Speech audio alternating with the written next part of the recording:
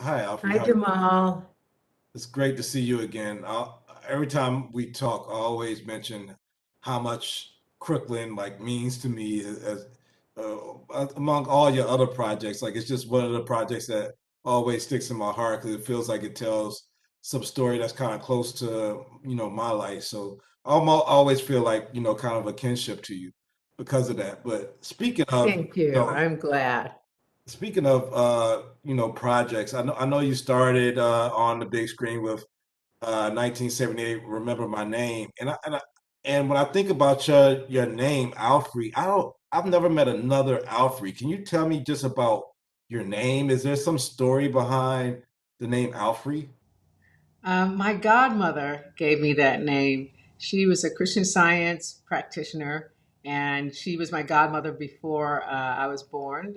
She was, she had a relationship with my mom spiritually, and so there were some complications with my mom carrying me and all of that. So she knew she's going to be naming this baby, and she rang the night of the end of my we think 11-month pregnancy, and they counted right, but she said, "Don't name that baby yet. I've got the name." She said it came to her in a waking dream, just the letters across her wall, written in gold. She said it was Alfre. So we get nicknames at birth. I was always called Bootsy because a really nice nurse, when my mom was in the hospital, in the colored hospital named Boots, would feed my mom ice chips at night and rub her feet because everybody else was mean to the women there. And so she named me Bootsy. But my godmother would always say, "Remember, Alfred is your God given name." I said, "Okay, okay." And so I go away to school, and you know how they have your social security. So on my door said Alfred. Woodard, and I was like, okay, fine, might as well be called Alfre. And then I realized that that was my name, how I grew into it, how I settled into my name.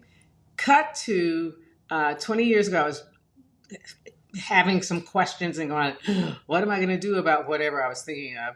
And I was just driving up Pack Highway to just like drive it off, and it went like this, boing, all free.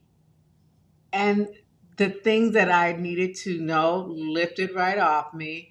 And I realized that that's what it was. It was all free because one of the tenets, one of the basic ideas of Christian Science is that we are all already in this moment, in this time, uh, all free. We are pure spirit. So that's where it comes from. And I had a dear friend, a spiritual advisor, who said to me, and every time somebody says your name, that's a lift for you. It declares that you're all free. Well, speaking of spirituality, I mean, your character, Paris and C, has been like she seems like she's all of these people that's lost their vision seem like they're more in touch with their other senses. And I wonder, is there something that you do to like heighten your other senses or to just break down and get away from the clutter? Do you meditate? Is there anything that you do to like sharpen those other senses or just sharpen your wit at times. Well, and the people in C haven't lost sight. No one has been born with sight for 400 years when we first meet them. And so the world is theirs. It's not our world. We would be like Haniwa and Kofun, the twins, in the absolute minority. Uh, but what I do is I get quiet. I always have to be barefoot somewhere. It usually involves water, just seeing the water. It could be a pond. I just go stand next to a pond. And I love um, Walela. Do you know the group Walela? Yes. Oh, they have a song, Wash Your Spirit Clean. That's kind of how I feel. Go stand beside the ocean, go pray up in the mountains, but you wash your spirit and clean, and you be grateful for the lessons. So, yeah, I do that. It, it, it awakens me, not so much to my other senses, but it awakens my understanding of why we're here. Yeah. Well, I loved season two. I've only got to see a couple of episodes, but I'm already in love with season two as I was with season one.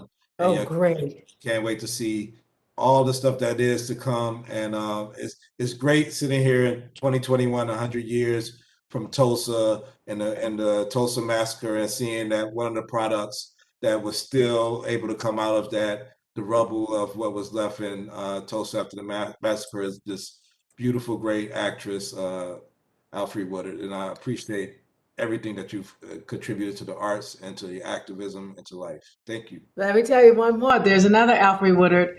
My niece Alfre. I think Alfre might be 50 by now. I don't know. Probably giving up her age, but she was born. Well, she started arriving on my birthday. She didn't finally like bust out until just after midnight. But her name is Alfre Woodard as well.